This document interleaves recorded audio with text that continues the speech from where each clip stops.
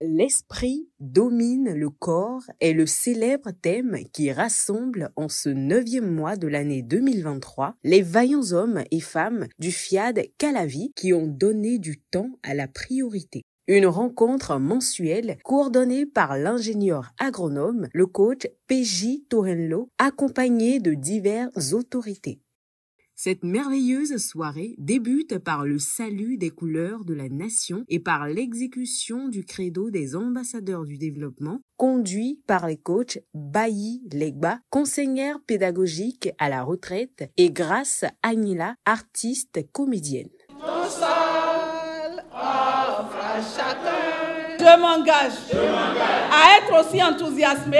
Avant d'introduire aisément les orateurs du jour, le rôle du décret de bienvenue est attribué au coach Maurice Kokpe, opérateur économique. Soyez les bienvenus ce soir, au bon moment et avec les bonnes personnes. Installez-vous royalement et soyez attentifs aux enseignants que donneront nos orateurs divinement choisis ce soir, afin de réaliser ce que chacun de nous a toujours vraiment désiré. Dans l'intervention du coach Johannes Towanou, journaliste, le rappel de la vision, de la mission et des valeurs du FIAD est mis en évidence. Au FIAD, notre vision est de bâtir la paix. Et pour atteindre cette paix, Fiat Monde s'est donné pour mission de trouver des solutions qui sont mises à notre disposition par la formation continue. Déroulées en 2 étapes, les exhortations du jour, dans la première du coach Marthe Faton, comptable de formation, nous demande de reconnaître notre vraie nature pour la reconstruction de soi. Un ambassadeur de Dieu est humble. Il doit reconnaître la valeur des autres, car les autres aussi sont des ambassadeurs de Dieu comme lui. Je ne sais pas quelle est ta préoccupation. Je ne sais pas le challenge qui est devant toi. Mais ce que je peux te dire, c'est de prendre conscience de qui tu es, un ambassadeur de Dieu. Tout ce que je te demande ce soir, c'est de prendre ta vie en main et de dire non à tout ce qui ne va pas dans ta vie. Car Dieu, il est là. L'univers est là pour t'écouter, pour obéir à tout ce que tu vas dire. De ta bouche finira toutes tes préoccupations. L'obéissance vaut mieux que sacrifice est le dernier panel des exhortations développé par le coach Rachel Aipé, sociologue. L'obéissance à Dieu nécessite une disposition d'apprentissage dans un désir de connaissance. C'est dire, je veux savoir afin d'appliquer et améliorer ma vie. C'est aussi apprendre à entendre Dieu dans ses désirs et dans ses recommandations.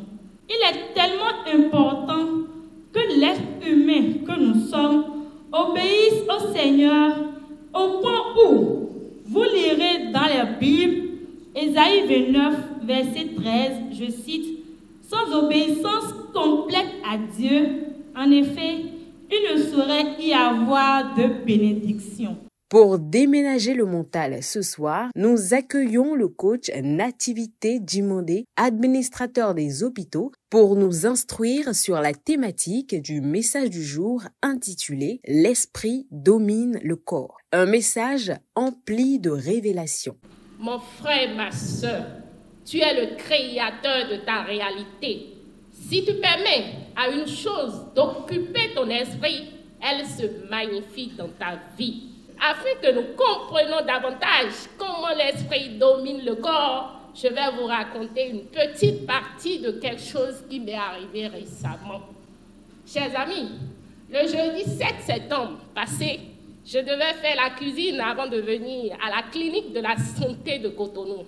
Je ne sais pas ce qui s'est passé, mais je me suis retrouvée avec une brûlure de second degré qui a pris pratiquement la moitié de mon corps.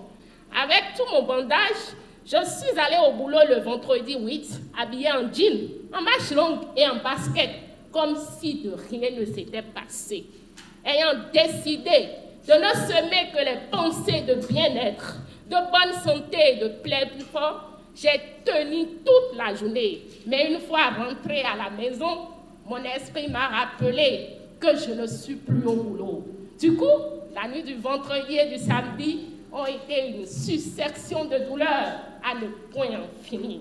J'ai dû couper la source des pensées qui me fait croire que les douleurs sont permises à la maison pour installer de nouvelles pensées qui ordonnent à mon corps que tout va bien à tout instant et partout. Après avoir écouté ce petit vécu, vous comprenez avec moi que j'ai utilisé la parole pour contrôler mes pensées et mes pensées pour contrôler mon corps afin qu'en moins de 3 semaines, je sois complètement et totalement guéri. Il est temps de prendre les rênes de notre vie. Nous savons désormais comment construire notre réalité. Posons-nous les vraies questions, car les questions dirigent l'attention. L'attention dirige l'énergie et l'énergie permet la matérialisation.